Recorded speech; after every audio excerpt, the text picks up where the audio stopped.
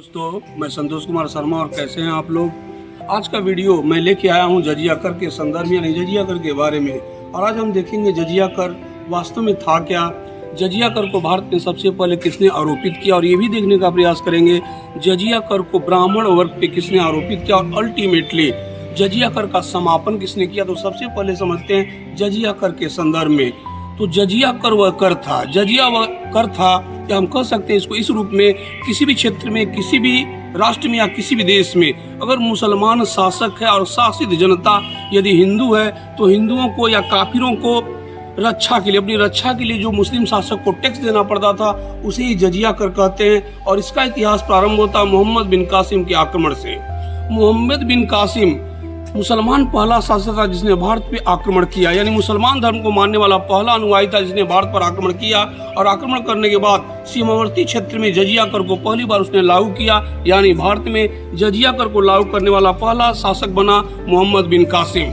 और जजिया कर प्रारंभ में जब आरोपित किया जाता था तो 3 वर्ग को इससे छूट मिली थी, यानी जो ब्राह्मण वर्ग था, जो छोटे छोटे बच्चे थे और वृद्ध व्यक्ति थे, उनसे जजिया नहीं लिया जाता था, उनको इस दायरे से मुक्त किया गया। लेकिन उसके आगे हम देखते हैं दिल्ली सल्तनत 1200 के आसपास, 1208 के आसपास दिल्ली सल्तनत की स्थापना होती है। और जैसे दिल्ली सल्तनत की स्थापना होती है, दिल्ली का पहला वैध सुल्तान बनता है इल्तुतमिश। और इल्तुतमिश ने क्या किया, भारत के आंतरिक क्षेत्र में यानी दिल्ली सल्तनत में इस कर को लगाने वाला वह दिल्ली का पहला सुल्तान बन गया। उसके बाद हम देखते हैं फिरोज शाह तुगलक का गौरवशाली इतिहास। और फिरोज शाह तुगलक के शासनकाल में फिरोज शाह तुगलक ने क्या किया कि ब्राह्मण वर्ग से कर को आरोपित किया और ऐसा करने वाला दिल्ली का पहला सुल्तान बन गया। उसके बाद हम देखते हैं मुगल काल। और मुगल काल में बाबर पानीपत के युद्ध के बाद बहुत ही कम समय मिला, हुमायूं को भी कम समय मिला और अकबर ने इस कर को आरोपित किया, लेकिन बहुत ही जल्दी अपने क्षेत्र से इस कर का समापन कर दिया। उसके बाद जहांगीर के शासनकाल को देखते हैं जहां पर जजिया बहुत तेजी से आरोपित किया गया। उसके बाद हम देखते हैं शाहजहां का शासनकाल और शाहजहां के बाद औरंगजेब। शाहजहां के बाद औरंगजेब ने कई बार जजिया कर को आरोपित किया और समाप्त भी किया था। लेकिन उत्तर मुगल काल का एक शासक था, उसका नाम था मोहम्मद शाह रंगीला।